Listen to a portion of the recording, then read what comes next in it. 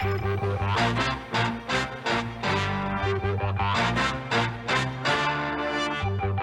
it is that time of the week again. Welcome on into Jay's Sports Bar. I'm Jay Tust alongside Shane Williams-Rhodes. And it is rivalry week for Boise State. Some guys on the team might not know that because this is a game that seldom comes to Boise anymore due to the way the Mountain West laid things out. But Shane, I begin by asking you, do you think that Boise State, Nevada is a rivalry game? Historically, it is a rivalry game. Now, if we take it down and we just kind of, look at the blueprint that's been put down, I want to say we haven't lost to them in maybe over 12 years. I think last time Boise State lost to Nevada might have been when Colin Kaepernick was there. So that's the way I see it. When I was here, we had some close games with Nevada, some shootouts, some low-scoring games, close games, but we never lost and we never expected. So it was good to it was really, really good. It's good to see that they think it's a rivalry because that means they're not reading too much into it. Well, I got to say, though, like rivalry games are what makes college football so fun, I feel like. And talking with some of the guys this week, and I don't even fault them for this, by the way, Shane. I'm not trying to push blame or say that they're not, they don't know the history or understand the history of Boise State. This is more of a Mountain West thing in the way that they drew up this whole scheduling thing years ago when they went to a two-division format. But some of the guys on this team, openly admitting earlier this week that they didn't even know this was a rivalry game. It's a good thing you have guys like Jerron Johnson and Matt Miller and Andy Avalos around that have been in the fire of this thing before and can kind of tell them stories and maybe get them a little excited for this thing. But it's just crazy to me that we've got to the point now where there are guys on the team, in the program, that don't even understand that this is a rivalry game. Again, not necessarily their fault. I almost kind of blame the Mountain West. I feel like they should have forced a way for this matchup to happen annually, regardless of who's in what division or anything like that. That's just my opinion. Is it different or was it different playing Nevada when you were a Bronco, Shane? You weren't a Bronco that long ago. Was it different though? Two factors into this. So you got when year was it? Was it 2008? What am I looking at? What year was that? So the Kaepernick crazy year, the comeback in Nevada, Brotzman, that was 2010. Yes. 2000. All right. Look at how old these guys are. 10 years ago, the guys that are playing were 10 and 11 years old. Those guys probably weren't even watching Boise State at all. They, some of them might not have been playing football yet. So it's a little different for them. Now for me, I can put myself in 2010. I'm kind of starting the recruiting process. I actually attended Boise State TCU Fiesta Bowl. I had a friend. Obviously, I'm from Texas. He had tickets because he had someone he knew that went to TCU. I attended the game just to go to the game with friends. Yeah. We drove actually from Texas all the way to Arizona. That was 18 hours, and it was terrible. But, I know around that time I was already watching Boise State, and so I was familiar. So I know the history of it. I was a little bit closer in age. But these guys, they know nothing about it. That's why I said historically it's a rivalry. But if you just look at the last 10 years, it hasn't been any type of, rivalry going on. I guess you're kind of right there. I go back to the 2014 game, which you played in. Jay Ajayi had a monster game. That was actually the matchup that we were all introduced to the McWeapon, Jeremy McNichols. He was a true freshman, and needing that extra playmaker on offense, they decided at his time to burn his red shirt. Shane, that was a significant move. There was no leniency in playing true freshmen back in the day. If they played, their year of eligibility was burnt. Now they have that 4-game leeway where true freshmen can play in 4 games and still maintain that red shirt year, which you look back at it now, and I really do think that's an awesome rule change that the NCAA made. But yeah, 52-46. That game felt intense. I love the feeling of that game. And I will say, going down to Nevada, for me personally, that is one of the more hostile environments that the Broncos go into. And the reason why I say me personally, Shane, for whatever reason, the old SID at Nevada, he's no longer there now, but he would always set up our pregame and postgame shows right at the entryway where all the fans would come in. Apparently, their field wasn't big enough, even though it just enough space. No, we have like a 6x6 footprint that we need to fit our pregame show. But he'd always put us right where all the fans filtered in and out of the stadium. So guess what would happen, Shane, when they saw a Boise State pregame show as Nevada fans were walking in? Yeah, you would imagine they weren't too friendly towards us. And if we actually could held a mic in front of their face, we probably would have had to push the bleep button another times. But there was audio and hand gestures going on all behind us. Shane, this is actually one of my favorite stories, and I'm going to guess that you know who this guy is. Former equipment manager at Boise State, Big John. Do you know who that is? Oh, yeah, I know who Big John is. Okay, a gentle giant, if you will. But I remember, after Boise State won the 2012 Mountain West Championship game, and they went down to Reno to clinch that thing. And I remember our post game, there were all of these fans behind us flipping off our camera, and I had no idea what was going on. But Big John was just taking people's hands and crushing them if they were flipping us off. And like I said, John was nice. He was also big enough that you did not want to mess with him. This is true. Big John, he got that name for a reason. He's not a little guy at all. Yeah. So for so many reasons, I hope they embrace this as a rivalry game. One day, as long as these two teams stay in the same conference, it should be a game that's played annually. Don't know if the rules or the scheduling will ever change to accommodate that. But either way, Nevada's coming to town this week, and they're as good as they've ever been. They have their best quarterback under center now. I should say behind center. Quarterbacks aren't under center very often anymore. Behind center that they've had probably since Kaepernick was suiting up, in 2010 for the Wolfpack. We're going to get to that in a little bit here, but first off, let's focus on what happened in Logan this past week. Boise State going down, handling Utah State 27-3. Shane, we both thought Boise State was going to win because Logan is a place more often than not where the Broncos do find their rhythm, they do find their stride, and they get back on track. There's really only one exception, literally only one exception to that. I won't bring up that game because I know you were there for that. 6 or 7 turnovers. Right? That's all you got to say. Yeah. 6 or 7 turnovers. We can just leave it at that. We'll skip over that thing. Okay, that one still cuts way too deep.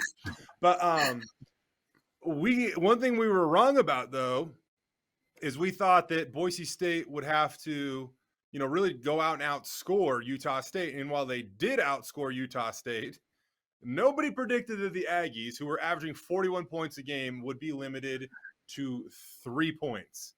That was it. I mean, nobody could have predicted a team that has, outside of one team, has gotten 250 rushing yards put on them every week. Hell, it has not been scored on as far as a touchdown in 6 quarters. Like, I don't know. Yeah. I'm not the smartest person in the world, but that math is not adding up to me. Look at you, Shane. I will say that I think I know what you're getting at here, and that you're probably suggesting that it might be a trend that's not, completely sustainable. I would guess there. And if so, I agree with you. Because Boise State right now, they're still giving up a lot of yards. I mean, they really are. I went back and looked this up, and they gave up over 440 yards against Utah State, and they limited them to 3 points. It's in terms of the yards allowed, it's one of the fewest point totals that Boise State has given up in the last 20 years. So, I mean, a huge juxtaposition in terms of the yards gained and the points scored, and they did not line up like they normally would for something like that. But, I mean, Boise State was tough in the red zone. Shane, are you tough in the red zone, or are you lucky in the red zone when opponents score only 57% of the time they crack the 20? So I think the biggest thing for us, why our red zone defense is so good, is because the field is condensed. There's less plays you can call in the red zone. Everything's condensed. So all these things you've been doing, like spreading out. I think one play I saw this weekend with Utah State, I saw them take 2 receivers and put them outside the numbers, and a third receiver outside, and then they put them on the other side of the field outside the numbers, and they just ran the ball. We had like 5 people in the box, and they're just spreading us out trying to run the ball. And so when you get into the red zone, that kind of stuff, you can't really do that stuff. Like, that's not going to work because the field is not you've been doing there. We did a great job on that. I think the defense did a great job. I mean, they blocked 2 kicks, whether it was a penalty or not. They blocked 2 kicks. We had turnovers. I mean, it was everything you could ask for. I mean, the defense, even though I don't agree with this thing where we give up all these rushing yards, which the philosophy of football, everybody will tell you is stop the run is number 1, and that's the one thing we can't do. But it seems like we have found this bend but don't break mentality where, okay, we're going to let you get 80 yards on this drive, get inside the red zone, and then we're going to hold you to 3, or we're going to just stop you. And so I don't know if I would, if it was my football team, I wouldn't be pushing for that envelope. But that seems like that's our identity right now. It seems like you're going to be playing with fire if that becomes your identity. And again, I go back to it. I just don't know if limiting opponents to scoring only 57% of the time they get inside the 20 is sustainable. I mean, unless you're the 85 Bears, like maybe, but that's just not the case right now. I will say though, like they do deserve credit though. I mean, to limit opponents the way that in the manner and the fashion they have once they get inside the red zone, it's not easy to do. And maybe for Boise State, it's working right now, and it's what's making life a little easier when it comes to the ultimate outcome of the game. So super impressed with what they've been able to do down there. I'm eager to see if that is sustainable, though. To keep opponents out of the end zone when you're that close, it takes pride, it takes effort, and I don't think you can question that when it comes to Boise State's defense right now. You do bring up the rushing attack, though, or stopping the rushing attack. And again, it is a little alarming. And, Boise State, yes, they limited Utah State to 3 points and they got the job done. And at the end of the day, all you want is that W. You really don't care what happens in between. But as you look forward, if you want to still have confidence in chasing those W's, you've got to fix something when it comes to the run game. Right now, they are a little banged up, though. And we know that Scaly Gahan, who is supposed to play a major role on this team, he's still on a leave of absence for personal reasons. And due to the nature of the situation, we haven't been provided any more details. Until he's comfortable, I don't think we will learn any more about it. And I respect that. It's a personal decision at this point in time. But outside of that, you have some depth issues. Some guys got banged up last week. Dimitri Washington is still coming back from an injury that knocked him out of last season. You had a true freshman playing on the interior of the defensive line. That is rarely seen, especially at a school like Boise State. And that kind of leads me to my next talking point, Shane. Like, you played as a true freshman, and you told us, on past podcasts that when you got in, they had a very specific package for you. And then as you got older, that package grew and you learned the whole playbook. But when you were a freshman, you were just asked to do a few things. So what is it like for like a true freshman to get in on the defensive line? Is his role smaller? Is what you ask him to do less complicated? Like, what do you think, or what can you imagine that it would be like being a true freshman playing college football on the defensive line? Luckily, my college roommate was a true freshman who played on the line and got a little bit of burn his freshman year. So yeah. I can speak from that point of view of kind of, what I've been told and how it is. I think those guys on defense, it's a little different. You can't on defense, you can't choose when you sub in and out. It's we sub when the offense subs, or we get caught on our heels and they run a play. So the packages are not the same. You're not able to just throw people in and out like you want to. It's not as convenient.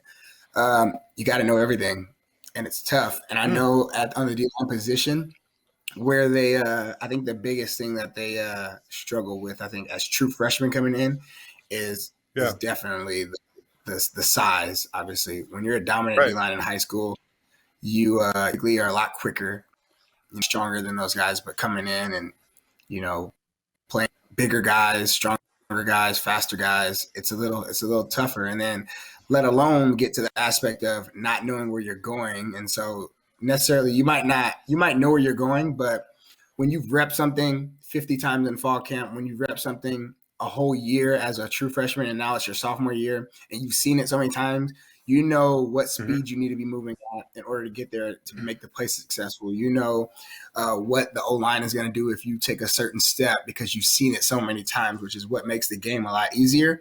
And being a true freshman and not having that, and especially when you came into the season thinking, oh, I'm not going to play. So your focus is high as it should be. And your mental reps, you're probably not as focused as you should be in practice. Just getting thrown in the fire like that, that's tough. That's really tough. I mean, what I'm talking about number.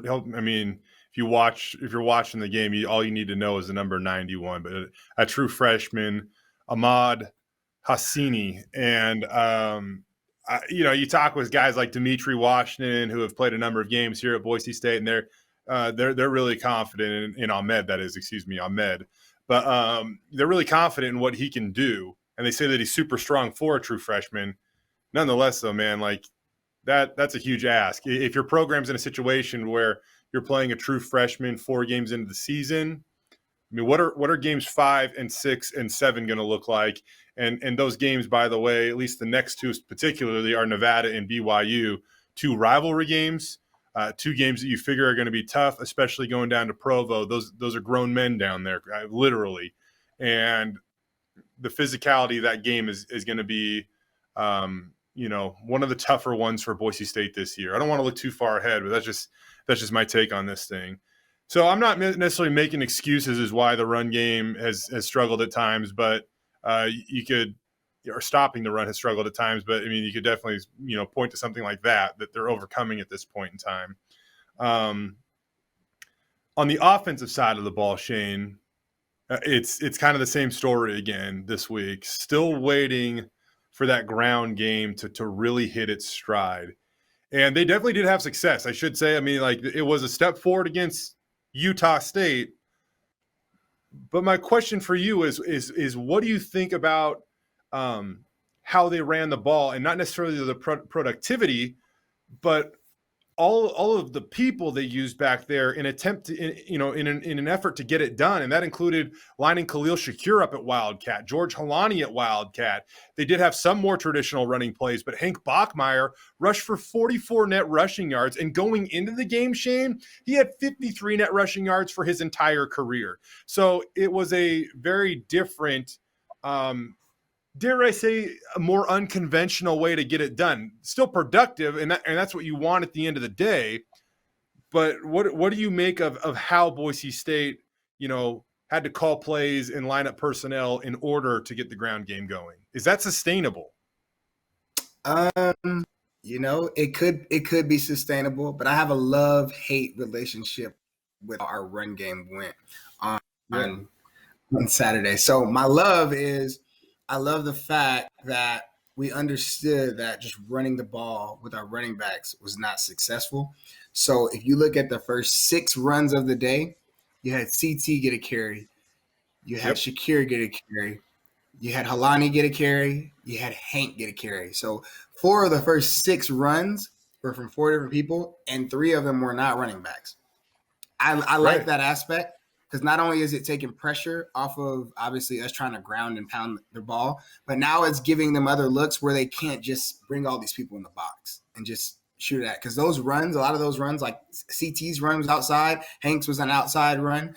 I mean, those things are opening things up so we can run it inside with our running backs. Love that aspect.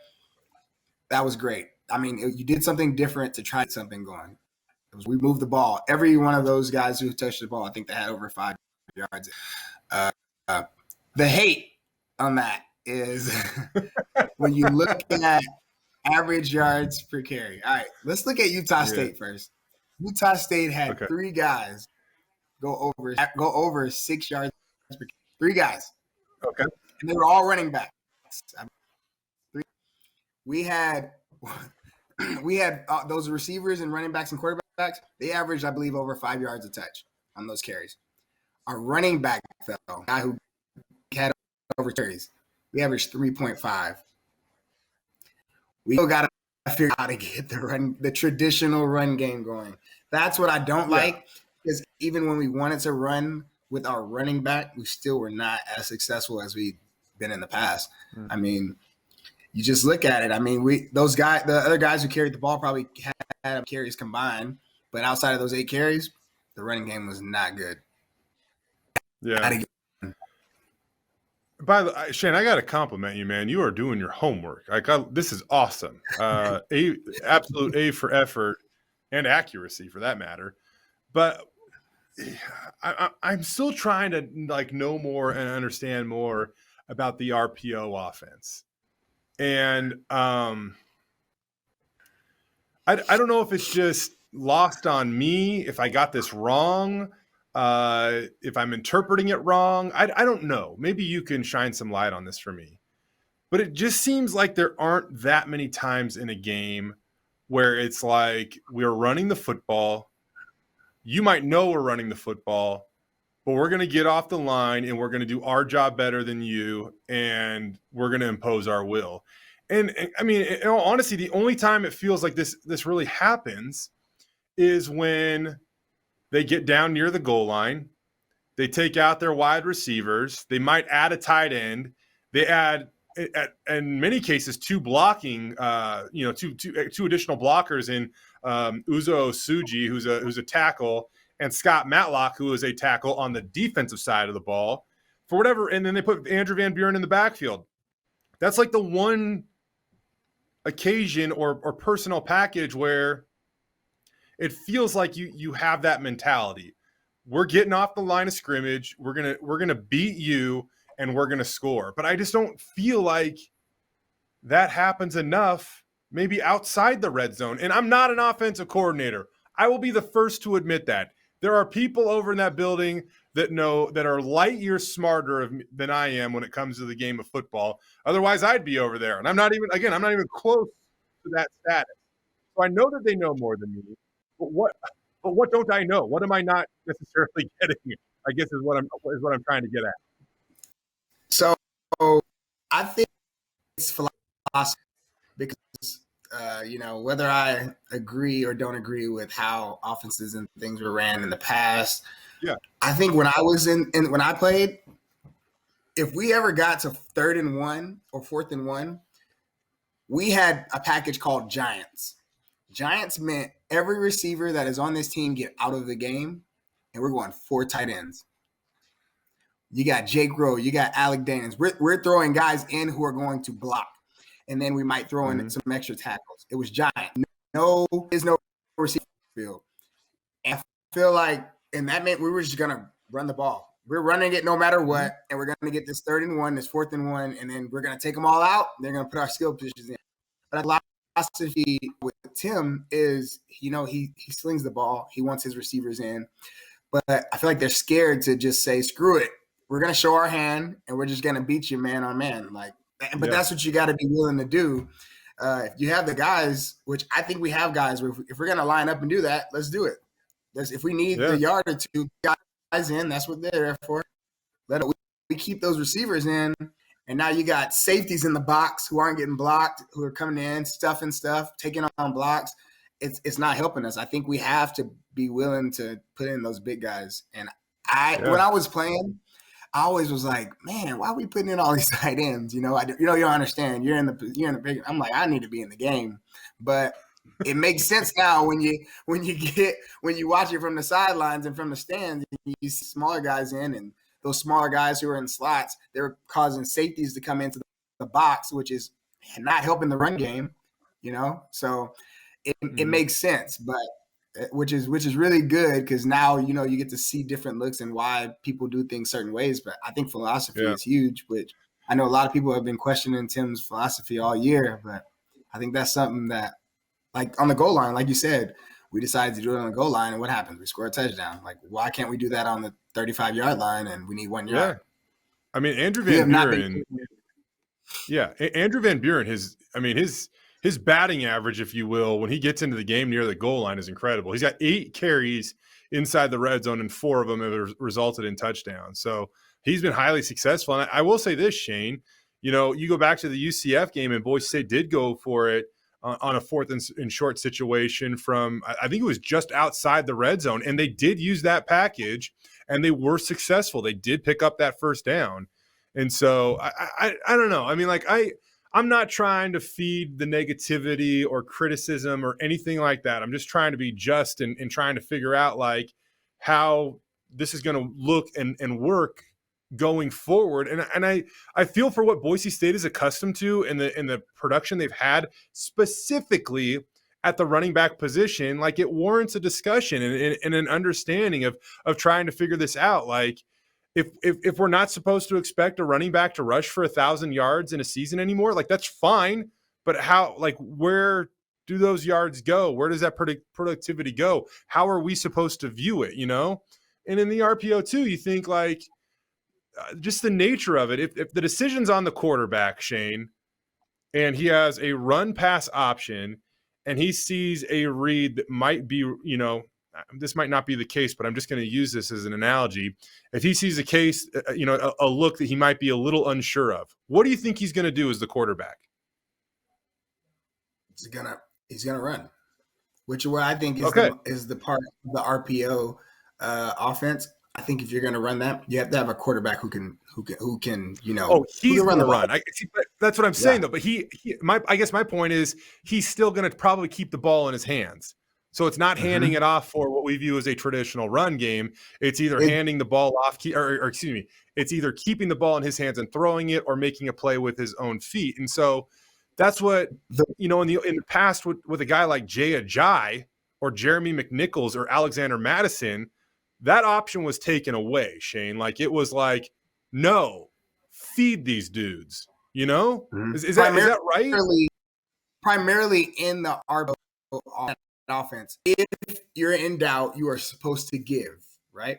Okay. That is the rule. But what we have seen with not necessarily Boise State, but just with anybody who runs the RPO, because quarterbacks nowadays have become so much more elusive and athletic, and, you know, just look at the Ravens, you know, like that type of offense. If Lamar is in doubt, Lamar is not giving the ball. He's pulling it because he has the ability to make the plays. Human in the world, Shane. You know what?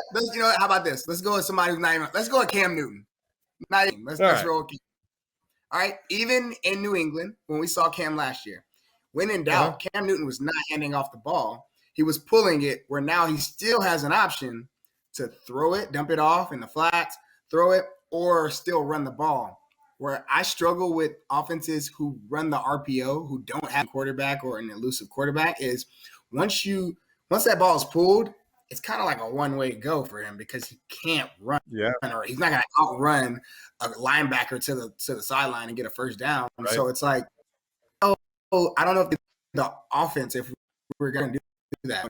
Now, we did have, you know, I have my campaign going, my Taylor Green 2022 campaign going now.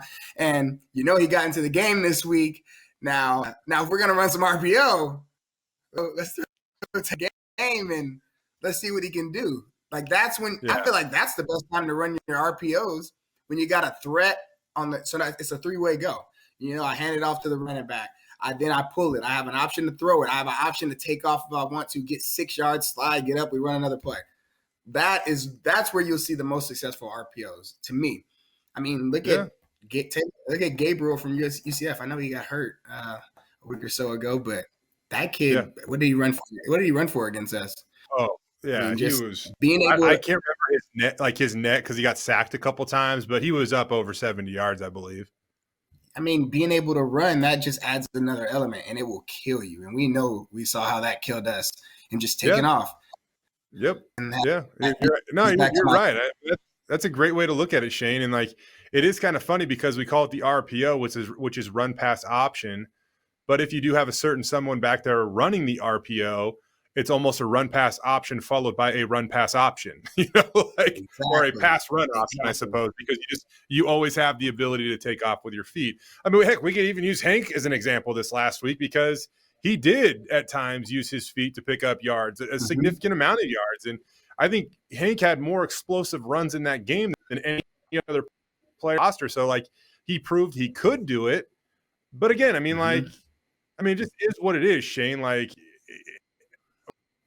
Hank has had, maintaining his health throughout his first couple of seasons here.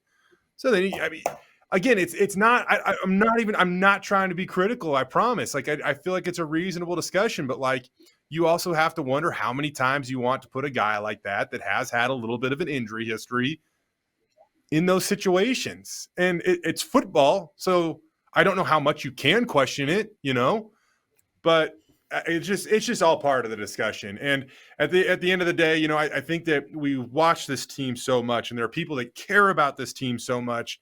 They remember the glory years, and they want them to get back to that so badly. And I think you do have to balance, expectations and what is realistic, and find the, whatever that middle ground is. But it's just interesting as we continue to learn, I guess. And, maybe as new coaches come in, they do need time to figure out the exact personnel and how to put guys in situations they know they can thrive. 4 games in, you hope you're starting to get to that point, I think. But there also might be a case where it might take an entire year to rotate somebody in or recruit somebody or do whatever. And I'm not just talking about quarterback. I'm talking about all 22 places on the football field, on offense and defense for that matter. But maybe it just does take a little bit of patience. I'm eager. I'm so eager. And I think that I would identify with everybody out there in Bronco Nation. I'm so eager to see how this thing is going to progress and move forward. And when is the dam going to break? You know what I mean? Like, when is the dam going to break and all of a sudden Boise State goes and they get 2 Bills on the ground in the game? Like, when is that going to happen? Is that going to happen? Can we expect it maybe to happen? We know, like, with the way that with the looks the defense gives this offense, like right now they're encouraging Hank Bachmeier to beat them and throw the football more. When does that change? And they take a guy out of the box, or they play with 2 safeties. Like when does that change? It'll be interesting. I don't know. Yeah, it's gonna be interesting to see. Even with that, back to that RPO, I did want to say another thing that could kill it is when you do pull that ball on those run pass options. You pull it, if you have a quarterback who doesn't make the best decisions, they typically turn into interceptions. So I feel like a lot of times we get caught in the position of we pulled the ball, it's a RPO, we feel like we have to throw the ball. It's okay to throw it away. It's okay to, get a yard and run out of bounds. Like, those are still positive plays, but those also can kill you. I feel like we've got caught in that a few times this year. I still think it's interesting, and I don't know. I'm also waiting to see how the running backs are, more utilized in a pass game too. And I can't pretend I know how that is going to look or work, because I don't. But I can look at numbers and show, like, when Tim Plow was the OC at UC Davis, the running backs were involved about twice as much in the pass game than they are here at Boise State. And that is, I should say, maybe I need to go back and look at targets versus actual catches. That would take a lot of time. And honestly, I don't know if analytics provide that, information for FCS schools. But I'm curious to see how that is. Is that how, you get a couple easier completions, stay in front of the chains, all that stuff. We talked about that last week on the podcast. We did see Cyrus Habibi-Lakio, have a 55-yard gain where he basically walked another human into the earth with that shake job. Do you know what I'm talking about, Shane? I mean, that would have made you proud. I believe that man. I think his butt actually hit the ground. That was awesome. You had Cyrus just like walking him backwards into the ground. The guy, looking up at the sky, and that was an awesome play. I don't want to get, again. So we've kind of discussed maybe some of the concerns at probably at nauseum for some people. But what? So you come out of that game, and what were the things that you were encouraged about moving forward? Defense in the red zone, clearly, checking the box. They got it done despite giving up yards. They battled, they fought, they stood in the fight, and they got it done in the red zone. What is something else that you might have what were you encouraged about coming out of that game, going into a very important game against Nevada this weekend? As much crap as we give Tim, I still feel great about the pass offense. I feel like nobody has been able to stop it yet. I We agree. spread the ball around. Our guy continues to put a little bit of pressure on us on this top receiver in Boise State history conversation. Every week he's forward to the resume. So yeah. Shane, did you ever get caught from be behind at Boise State? Did anybody ever track you down in the open field at Boise State? Okay, so because I had a similar situation, just like what he got caught in this week. I don't consider that getting caught from behind when the person that was guarding you is the person you outrun and you're focused on him and somebody from the other side of the field gets you when you're not, you're not looking. I don't consider that getting caught from behind. Now, if the guy that was guarding him caught him from behind, I would give you that one. But at Colorado State, 2000, maybe 14, I think that happened to me. I was looking at the guy that I beat, outrunning him, pulling away from him. Hold up. Was that the game you threw a touchdown? No, so that was a away game. This one is a home game. Okay, so I'm sorry. I thought you said at Colorado State because I was like, I think it was in 15, but you're right. Okay, 14, Colorado State 14. On the blue. Sorry about that.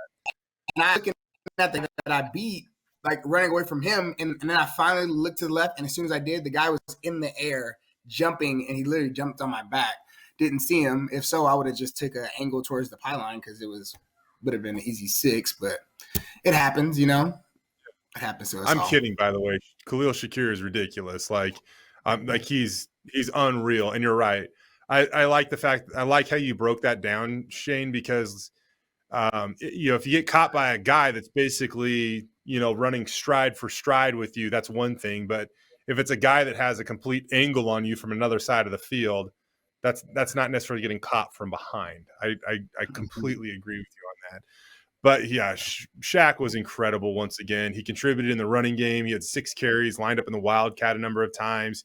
He had 113 yards receiving on seven catches. He continues to be not just one of the best players at Boise State or in the Mountain West, but really one of the more productive wide receivers, one of the more dynamic wide receivers in the entire country. But yeah, what else you got on top of Shaq? I mean, I want what you said about the pass game. They still didn't really have Steph Cobbs last week. They finally got Khalil Shakir, or excuse me, not Khalil, C.T. Thomas involved a little bit last week after he only had 2 catches through the first 3 games. I thought that was awesome to see. I think that C.T.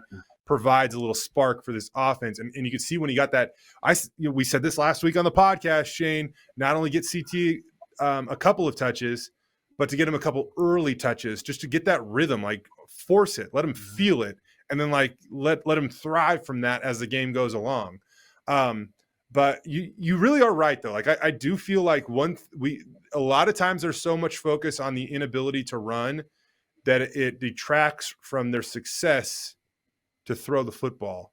And they have been pretty darn good so far in those. Have they been perfect? No, obviously, but they've been pretty good for the most part. Maybe with the exception of the second half of that Oklahoma State game, but they were hardly on the field, and there were a couple drops in that second half. I don't know. I feel like the greater good of what they've done in the pass game gives me confidence that they can keep that up and still be very, very productive. It would be great if they could get the ground game going to complement it a little bit, but the pass game's been good, and maybe that's what it takes, Shane. Maybe this is the week where Nevada says, no, we're putting an extra defensive back on the field or something like that, and it pulls a guy from the box, and all of a sudden the dam breaks and Boise State, hits 200 yards on the ground or something like that. I don't know, but I guess this long answer to confirm what you said, I do agree with you that the pass game has been encouraging so far. Yeah, the other thing I think is just I think no matter who's in that game, whether Jones goes down and we put in a backup, our pass defense those guys are awesome. Great.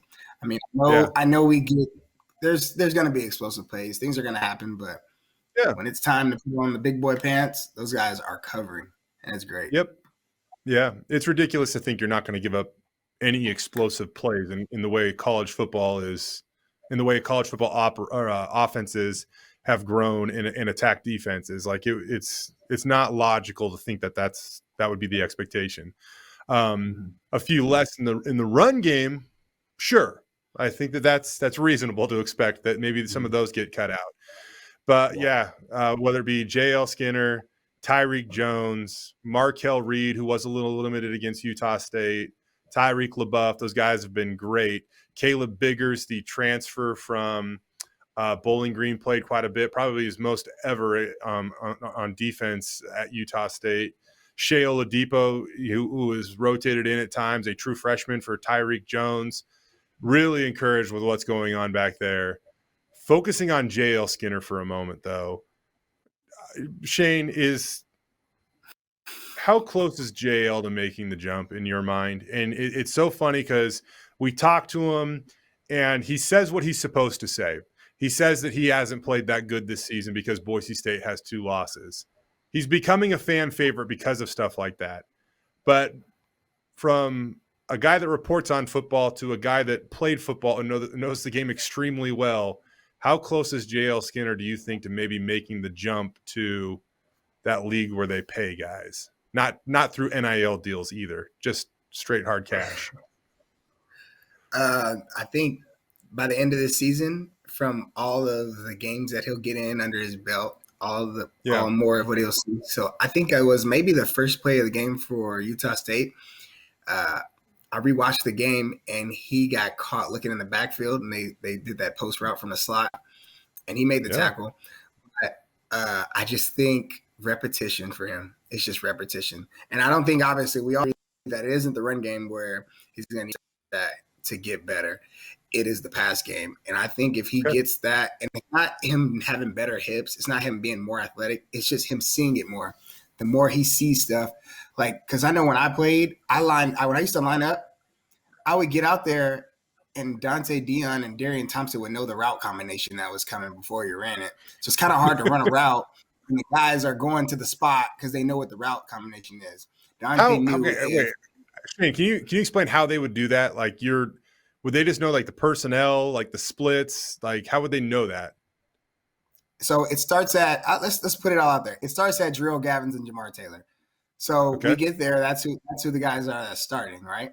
Those guys are doing that. And when we get there in the summer, they're calling out stuff. Oh yeah, you never line up 2 yards outside of the hash spot unless you're going to run this route. You're lining up 2 yards inside the hash because you need to do an outbreaking route, give yourself more space. Those guys, they know the game. And I think that's what he doesn't have yet. And when he gets that from the repetition of seeing stuff, and it's a lot easier to do it against your own team who you practice against all fall camp. Yeah. You practice against all summer, all spring, right? But when you can do it from watching a game of film, seeing what guys are doing, is less you get to see. You don't actually get to do those reps in person. You get to fill out for those guys and see how fast they are and, you know, what kind of routes they run. But when you're able to do that from watching film, it's a different animal. And I think that's what made them great.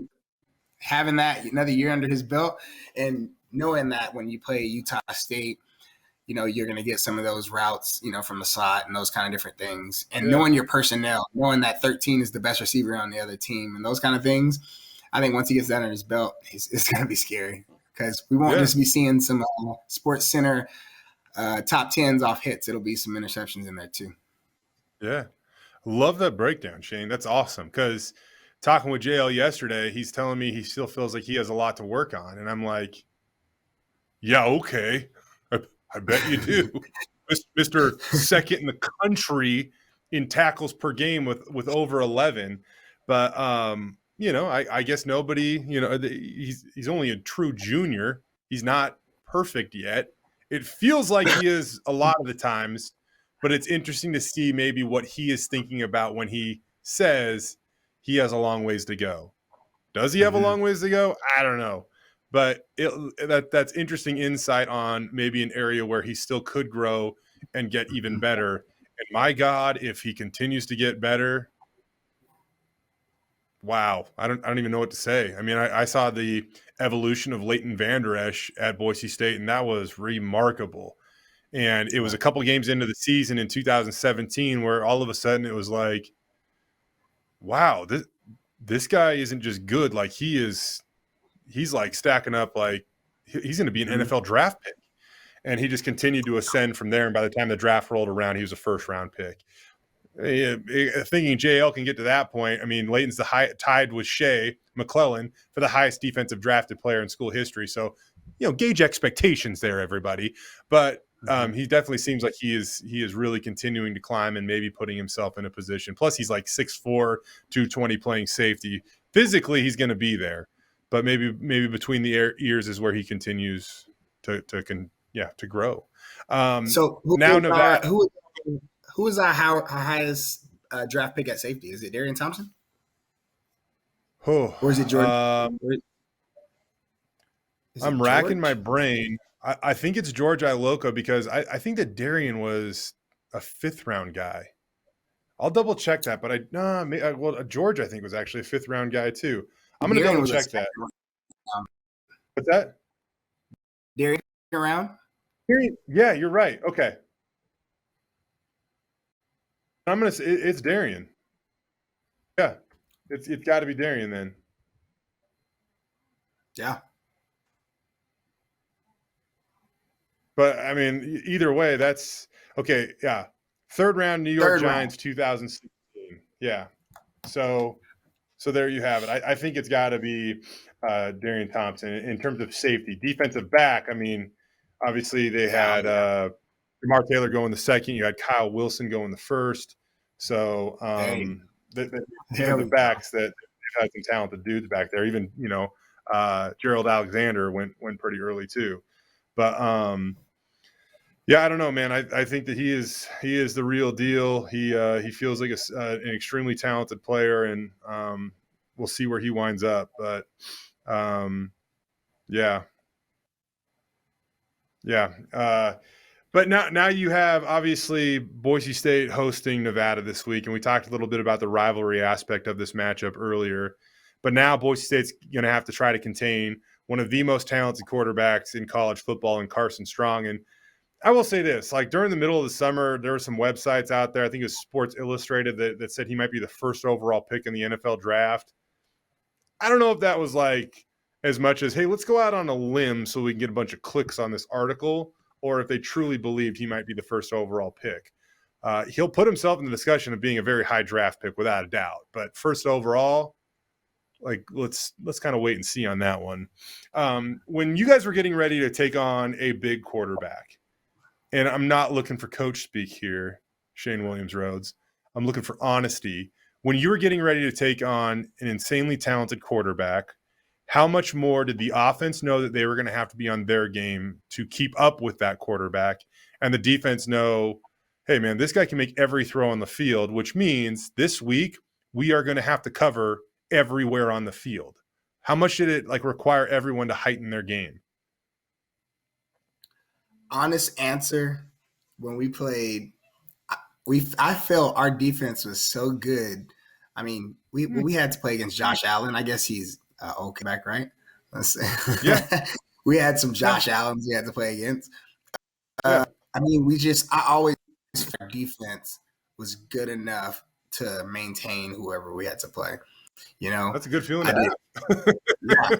But I don't know if this team, feels the same way. But I mean, the way they're playing right now through 6 quarters, you might feel real good going in this game. I know I do. I feel really good. I mean, we stopped an offense who was averaging 530 on offense as far as yards, and then they had 440 and 3 points. And I mean, for us, we always felt like, we might have to. It might be a shootout, but it seemed like when we played, the shootouts came against the guys we were not supposed to have shootouts against, and when we played in the bigger games, we were shutting them out and stopping them. So. Yeah. You never really know. So maybe you guys rise to the occasion then. Maybe that makes you dialed in more, right? Yeah, I agree for sure. Okay. There's no way we should have had shootouts with Nevada and New Mexico when I was playing, and I couldn't even tell you who their starting quarterbacks were. I can't tell you. I know they rushed for it. Was it Terrion Gibson? I can't even remember. Running back, right? A couple big games. Yeah. I mean, I guess Nevada. Nevada, I can tell you who their quarterback was. Because I feel like the guy they have now is not better than the guy we played against personally. Oh, Who? Cody? But Cody, I think Cody Fajardo was a better quarterback, but we'll see how this pans out. I think size wise is more where the hype's coming from, but we'll see how this goes on Right. Cody was Saturday. Cody was more that dual threat, like could definitely kill you with his legs at times. And I might have a soft spot for Cody because we played together in the CFL. That might be it, but I think Cody was a little bit better. We're just gonna have to throw this comment out because it's completely biased, Shane. I'm not buying it at all. So as we inch a little closer to wrapping this thing up, what's your level of confidence that Boise State can get it done this week? Nevada's had a big win over Cal on the road, but then they also went to Manhattan and lost to Kansas State, a game that I believe Nevada was even favored by a point, and the Wildcats got them pretty good. And if you want to look for a common opponent in this whole thing, if you need some more perspective, Nevada loses 38-17 to Kansas State. Kansas State turns around and loses by multiple scores to Oklahoma State, who Boise State lost to by one, but probably should have beaten. So there's your outlook on this thing in terms of common opponent. But what's your level of confidence going into this game on the blue that kicks off at 1:30 on Saturday? I'm really confident. I think the defense is playing great. I think what Nevada's well on offense is going to obviously run into the brick wall of what we do well on defense. Mm-hmm. So that's going to be great for us because I'm taking the defense in that matchup any day. I think offensively, obviously, I don't know if we need to say it for the fourth week straight on this podcast, but let's see if we can find something in the run game. We got to get some yards in the run game. It's just, we're just beating the same drum every week. But that's what it's going to come down to. I'm not worried defensively. I know, obviously, we're going to give up the big runs. We have young guys in there. Guys are going to have to step up. Coaches are going to have to scheme this up to help the players in the front seven because we know on our back end we can kind of pick up some slack. But that's what it's going to come down to. Well, it's kind of funny because these teams do mirror each other a little bit in some of the success and shortcomings they've had so far. And this is why, this is the week we find out how real Boise State's, pass defense is. They've played it, they played a couple of really good quarterbacks, namely Dylan Gabriel out of the gate. Now they get Carson Strong. Gabriel did have a good game, but I feel like Boise State, did better than expected against Gabriel when it came to him throwing the football. Dylan Gabriel throwing for 318 and a few scores, you limit him to that, you probably think you have a chance to stay in the game. Nevada is one of only a few teams in the entire country that have ran the ball less effectively than Boise State. They're only averaging 76.7 yards per game. So Boise State struggled a little bit to stop the run. Maybe they don't have to worry about that challenge as much as they've had to the previous couple of weeks against teams that really do run the ball more effectively. They are, however, the second best passing attack in the Mountain West and the ninth best in the FBS, averaging 353 a game through the air, led by Carson Strong. So the secondary has a huge challenge this week. Does the pass rush show up this week to help the secondary? Things like that. Does it all come together? Are they able to shut down Carson Strong enough to win a football game?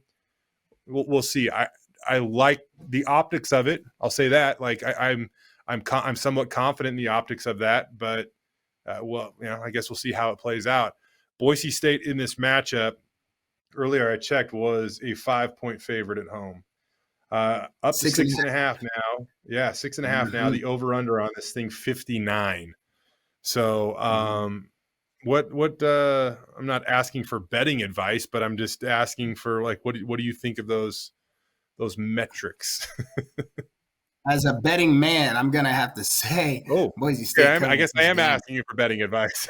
What was that? Boise State covers this game easily. Okay. I like our pass defense versus that passing offense. This is a chance for. We go out there and we do what we did last week. Then we're gonna have some patience about this defensive back unit. I like our defense against defense. Their strengths play into our strengths, so it's grass. Their weaknesses play into our weaknesses. It's perfect for us. And then offensively, let's see if they can stop our guys because we know we can throw the ball. And we know, and on the other side, we know we have a chance to stop them, but can they stop us? That's going to be where the biggest question mark is, because their pass defense is not as good as ours is. So, correct. Let's do it. I'm ready for this one. I actually have a friend who played in Nevada all 4 years when I was there, coming into town. So I'm gonna have an earful all weekend. So I'm sure we'll have some. Oh yeah, we're going. I'm gonna have some type of bet going on. I'm sure I'm gonna have to go buy him a Bronco shirt from the store. He said he was shipping some Nevada gear. I told him I was gonna have put it in the fire pit before he got here.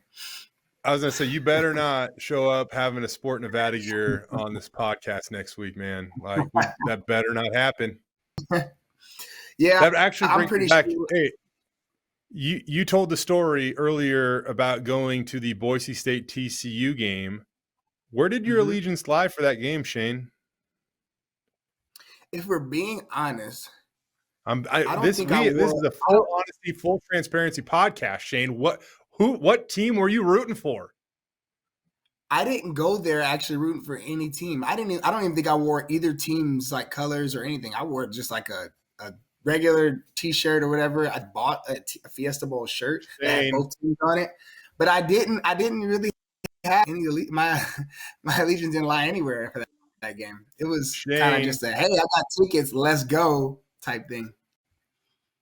Shane, don't tell me you just sat in your seat for 3.5 hours watching a Fiesta Bowl and you didn't feel like you were going to root for one team or the other at any point in time through that.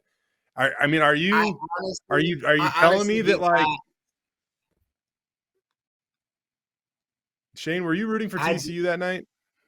I was not rooting for TCU, but I do have a different story for you with TCU.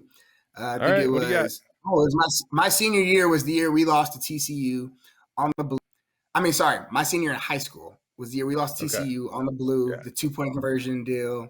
You know, obviously what happens if we win that game. Yep. That game actually happened, I believe it was on my birthday. That game happened. And it was rough. I was a commit. Obviously, that game happened. That ruined the rest of the year for us, all that. But going into that, I had a bet with one of my teachers who had a son who played baseball at TCU, and whoever lost had to wear a Boise State or a TCU shirt to school every day. And I was that kid in high school my entire senior year. I probably had about 12 Boise State shirts. So every day you knew where I was going to school and what I was going to have on. And so I had to wear a TCU shirt to school, and I dreaded that. It was terrible. They have a picture of me in it.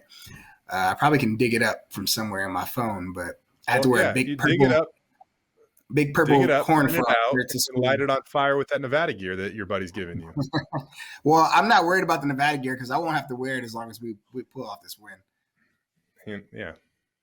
Take care of business. Yeah. 1:30 kickoff, Boise State, Nevada on the blue coming up on Saturday. We'll have the Bronco Roundup Game Day show in studio this week, 9 to 10 a.m. I love these afternoon kickoffs. The one and maybe only drawback of them is that NASCAR, golf, Notre Dame football, things that just take precedence over the Bronco Roundup Game Day show, believe it or not, own our airwaves. So we have to alter our schedule. We're going a little earlier this week. I'm not mad, to be honest with you, because it means we get the pregame show out of the way. I can just stroll down to Albertson Stadium. You know, I can actually watch some of the guys warm up on the field as opposed to narrating video of guys warming up on the field, because we do get great looks at that on the Bronco Roundup Game Day show when we're live down there before kickoff. But I am looking just to having a little more relaxed approach to the actual game itself once the game day show is done at 10 o'clock. But you want to give a prediction, Shane, before we you were right last week in the sense that you predicted a multiple score Boise State victory. You just had way too many points in the, for both teams. So it was a lower scoring game than anybody anticipated. The over-under on the game was 70. There were 30 total points scored in the game, so way lower. What do you got this week? Over-under is 50, I believe. Spread is 6.5. I like Boise State to cover. Okay. I want to say I like the over in this game. I think it's going to be more than 59 points. I'm going to go – you know what? Oh, yep. I don't know if I want the over or the under because I'm gonna go now we're with. back. I don't know, man. I don't know. Actually, I'm gonna go 35. Nope. I want to get a field goal in there. 38-24 is what I'm feeling. 38-24. Okay, then you're pushing barely the over. Yeah, it's Barely right there. you're comfortably the over, and you're way past the cover. So you're okay. Well, I know why Bronco Nation loves you, Shane. 38, man. We'll get a field goal in there at some point. You're a believer, yeah. I like it. I like the 31-24 range. I think that Boise State does enough to get this thing done, but Carson Strong's going to make it uncomfortable at times, and that just is what it is. And he's going to make it uncomfortable till the end of the game, just because he's a guy that, as long as he has, life, meaning minutes on the clock, he will be a threat. So I'm good with contested ball games on the blue. It means that it's going to be entertaining from start to finish, and that's what I expect with Nevada rolling into town this week. But it certainly has been fun, Shane. We appreciate your time. Any final words, my man? Go Broncos. Again, we know why Bronco Nation loves you. Shane, we appreciate it. And to all you guys out there listening and or watching, we will see you next week following the Boise State-Nevada rivalry game right here on Jay's Sports Bar, serving the Idaho sports community.